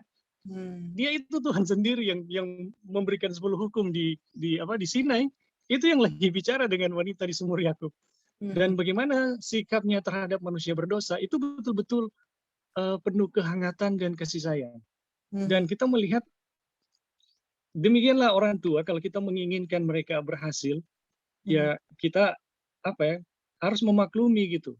Dan sebenarnya kalau mau dilihat dari prinsip pendidikan, ya seharusnya ya orang tua itu menurut kita yang seharusnya lebih dulu menyadari gitu. Kalau mereka masih belum jadi, kan kita yang tabur itu dia gitu. Kita yang tabur sebagai orang tua. Jadi kalau kita melihat mereka gagal, kita jangan dulu melangkah kepada vonis. Tapi kita harus, langkah pertama adalah, aduh Tuhan, ini kita yang buat. Ya, ini kesalahan gitu. Tolong Tuhan, ampuni kesalahan saya, kemudian beri kita kekuatan untuk bisa menjadi orang tua yang baik untuk kita punya anak. Sehingga saudara-saudara, perintah yang kita inginkan itu jadi. Kalau buat kita pribadi, ini buat kita pribadi ya, dari yang kita pelajari mengenai pendidikan keluarga, baik dari Alkitab, Roh Nubuat, maupun riset dalam keluarga, itu kita melihat ada satu prinsip yang sama yang kita terapkan, dan prinsip itu berlaku dimanapun. Dan kita melihat, sebenarnya tidak ada istilah yang namanya anak nakal. Bagi kita pribadi, tidak ada yang namanya anak nakal. Tidak ada anak pembangkang, tidak ada anak yang tidak menurut. Benar ini. Semua anak itu, kalau diperlakukan dengan benar, mereka itu yang tiga-tiga itu, Joy. Itu jadi semua, nggak ada yang mau jadi gitu. Mereka suka menurut, mereka dengan cepat akan menurut. Jadi yang paling menentukan di sini adalah bagaimana kita orang tua sebenarnya menyadari kita telah melakukan kesalahan. Jangan kita timpakan lagi ke beban itu ke anak-anak kita gitu. Cukup kita yang merasakan, kemudian buat perubahan. Jadi setiap pembangkangan anak sebenarnya itu adalah peringatan bagi setiap orang tua. Ini panggilan untuk bertobat gitu. Orang tua yang harus bertobat. Kenapa? Karena kita menjalankan dengan benar prinsip-prinsip kebenaran Tuhan. Nggak ada anak-anak yang mau jadi nakal, mau pembangkang, nggak ada gitu. Semua anak yang diberikan oleh Tuhan, kalau dididik dengan benar, saudara-saudara, apa yang mau terjadi? Itu Yesus lahir kembali loh di dunia ini. Amin, amin. Kalau benar, kalau ibu bapak itu bersesuaian penuh dengan kebenaran, kemudian ibu atau bapak bersesuaian penuh dengan kebenaran, yang mereka akan hasilkan adalah keturunan ilahi. Jadi manusia itu daging 100%, tetapi juga roh 100%. Apa artinya itu? Artinya Yesus lahir kembali, saudara-saudara. Tetapi dalam pribadi anak-anak kita. Apakah kita tidak menginginkan hal itu gitu? Yesus lahir kembali di dunia ini. Dan itu kan yang firman Tuhan bilang, untuk apa pernikahan itu dibuat? Ya, supaya mereka melahirkan keturunan ilahi. Kan kita nggak menginginkan saudara-saudara anak-anak kita jadi pemberontak, ya, jadi pembangkang. Kita nggak menginginkan hal itu. Ya, jadi sebenarnya ini adalah satu bisa dibilang renungan lah buat orang tua. Masih ada kesempatan dan Tuhan masih memberikan kesempatan. Ketika anak-anak kita masih meminta perhatian kita, sebenarnya itu adalah Tuhan masih memberi kesempatan gitu. Kita bisa bilang jangan kalah ya kepada Jesuit yang mengatakan beri anak Anda 1-7 tahun dan kami akan buat mereka itu Jesuit seumur hidup yang rela mati untuk paus sekalipun. Wah, itu luar biasa. Oke, sampai situ dulu Joy. Terima kasih. Ya, thank you Ebing, puji Tuhan ya atas tambahannya. Dengan pertolongan Tuhan, orang semua bisa melakukan apa yang Tuhan perintahkan.